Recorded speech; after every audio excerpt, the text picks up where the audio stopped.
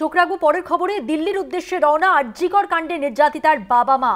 বৃহস্পতিবার দিল্লি যাবেন নির্যাতিতার বাবা মা, দেখা করবেন সিবিআই ডিরেক্টরের সঙ্গে। দিল্লির উদ্দেশ্যে রওনা আরজিকর কাণ্ডে নির্যাতিতার বাবা মা, সুবিচার ছিনিয়ে আনতেই এবার দিল্লির উদ্দেশ্যে রওনা। জয়ন্ত মজুমদার রয়েছেন আমার সঙ্গে টেলিফোন লাইনে, কথা বলবো জয়ন্তের সঙ্গে। জয়ন্ত, আমরা বুঝতেই পারছি সুবিচারের আশায় দেখা করবেন সিবিআই ডিরেক্টরদের সঙ্গে, কি বললেন তারা বেরোবার সময়, কিছু কি জানা গেছে? দেখো মধুবন্তীতে আজকে তারা বেরাচ্ছে না, যেমনটা জানিয়েছেন যে কালকে 10টার সময় কিন্তু তারা দিল্লির উদ্দেশ্যে রওনা দেবেন, এমনটাই কিন্তু নির্যাতিতা তরুণীর বাবা মা জানিয়ে দিয়েছেন।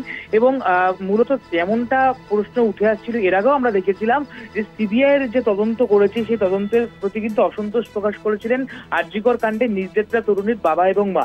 ফলত সেই অসন্তোষের জেরেই কিন্তু তারা চাইছেন যে সিবিআই এর যে ডিরেক্টর তার সঙ্গে কথা বলতে সরাসরি।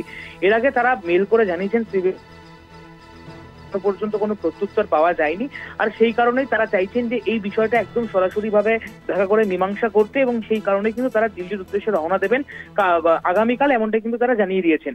এবং দেখো যে দিকগুলো তারা তুলে ধরেছিলেন শিয়ালদা কোর্টে, আমরা জানি তাদের আইনজীবীর মারফত একাধিক প্রশ্ন কিন্তু তোলা হয়েছিল।